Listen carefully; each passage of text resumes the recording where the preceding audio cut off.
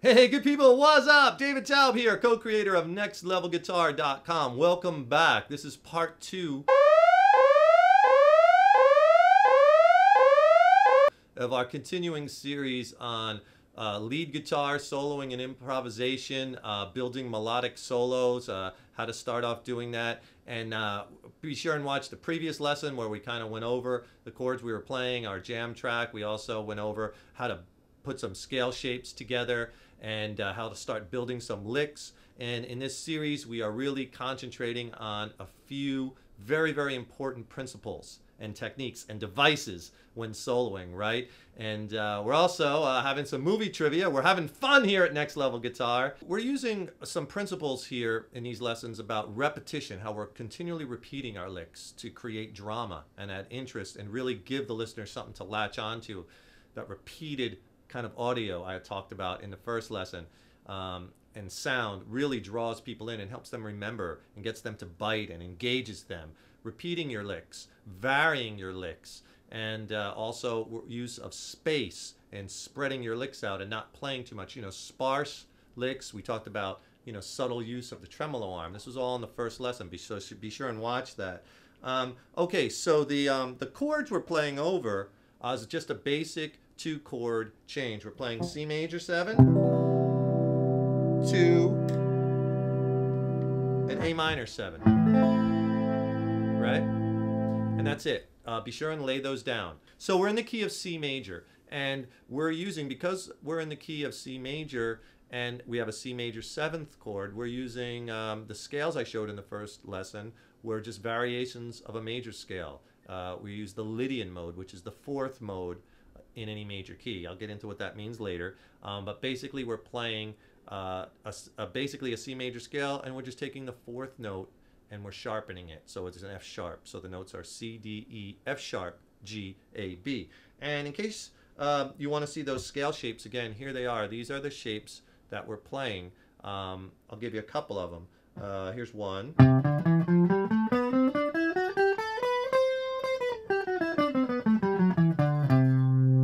And also we're going to use this one.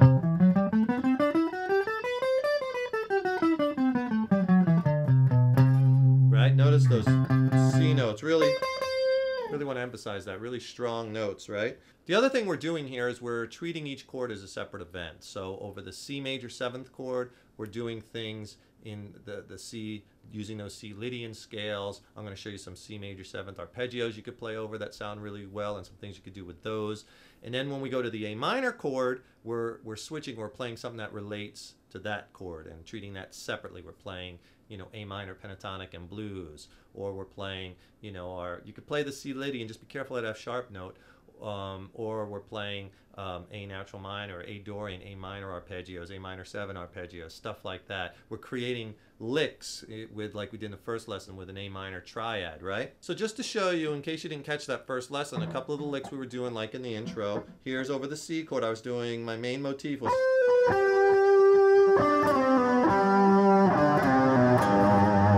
Right, I just found combinations of notes that I liked. I liked that B to C. And I like that F sharp to G. And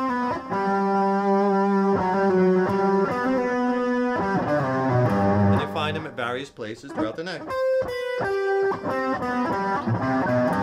And we connect them with our scale. And we're sliding around a lot to create interest. Okay? And over the A minor chord, we started with our A minor triad. Basically, we're just playing the notes A, E, and C. And we're varying that.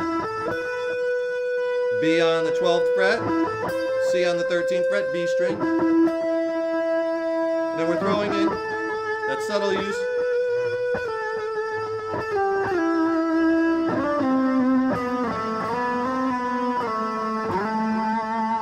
Subtle use of the tremolo arm. And let's show you a few things that you could play over that C major 7th chord.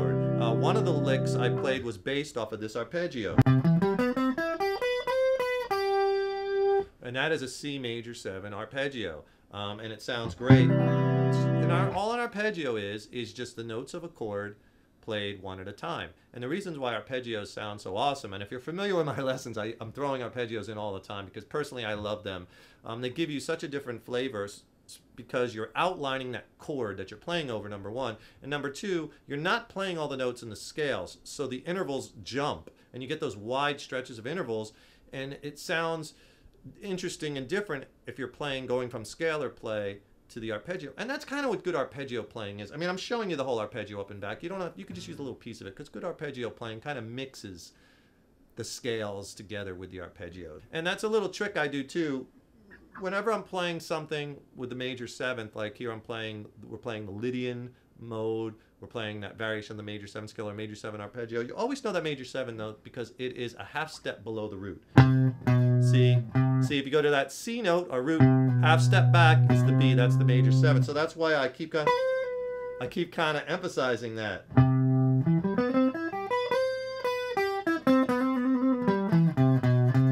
So try it over the track and just go up and back for now to get comfortable with it. But here's an exercise for you. When you hear the chord change, try to get out of it and slide into A minor pentatonic and land maybe on an A note. Like try to land on this. Try to land on that 7th fret on the D string, which is our A note, right? Because that's going to outline that change. So here's the C major 7. Real slow, you know.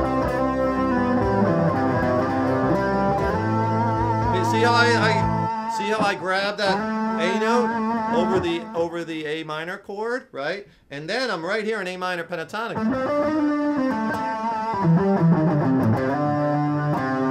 And you could throw in like a little A minor pentatonic riff. Let's try that again where you're connecting your ideas. Right, so here's the C major 7th chord. Listen for it. Here it is.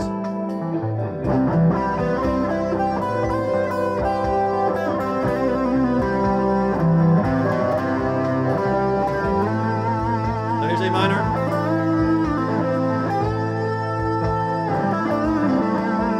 And obviously I wouldn't keep doing that same arpeggio during the solo over and over again, but I'm saying this is practice. We're just getting comfortable with these shapes, comfortable with these positions. And try to come up with some cool little melodic ideas in there like I showed you in the first lesson. And you could just play with the notes in that arpeggio and come up with some cool melodic ideas, right?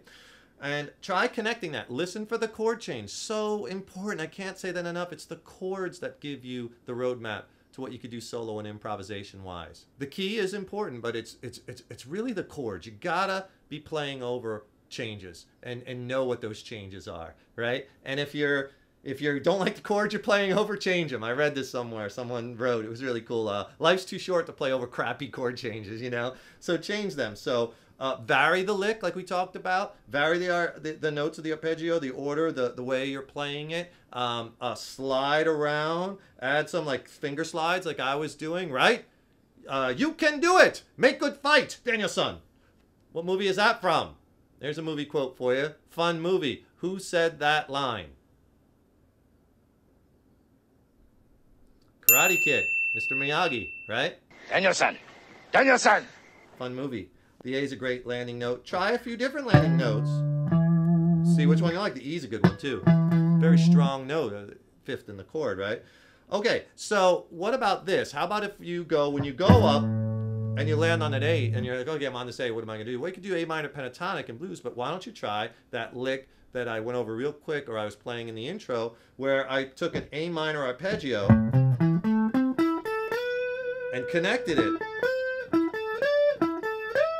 And I connected it to our melodic lick we were playing over the A minor chord. So now we're phrasing our ideas together and connecting them.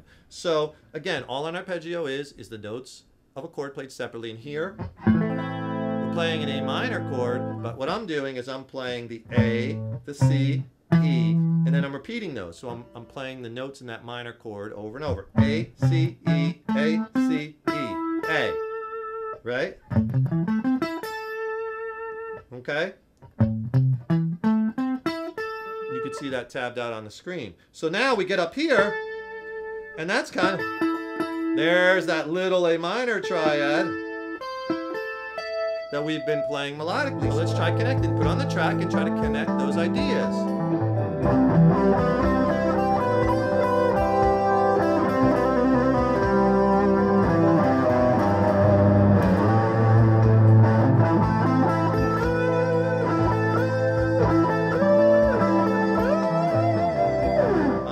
Arpeggio that I was playing a lot is again the major seventh, but I switched the order of the notes around. I'll play this. And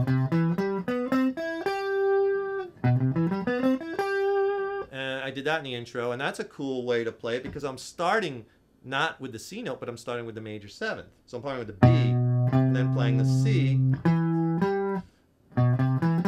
So I'm playing 4 notes, 2 notes per string, B, C, E, and there's my G. And then I just repeat it. And that's an easy one to find because think of your root note. What did I say? Just go a half step below the root. And then 1, 2, 1, 4 fingering. Right? And then I split up. Sound familiar? I'm just repeating it higher up on the neck. Repetition. What do we say from the first lesson? The power of repetition. Down goes Fraser! Down goes Fraser! So up here, that C major 7 arpeggio, I'm playing on the D string, 9th and 10th frets, G string, 9th and 12th frets, 9, 10, 9, 12, and then 9, 10 on the B string, 12, 13 on the B string, 12, 15 on the high E string. So it's the same shape, just repeats, right? And you get a cool sounding lick. Slide into that second one, right? Nice arpeggio. And then when I think I might have did that, and that's a C major 7 arpeggio up here, and that looks like this. See, there's that B, C note that you could really exploit.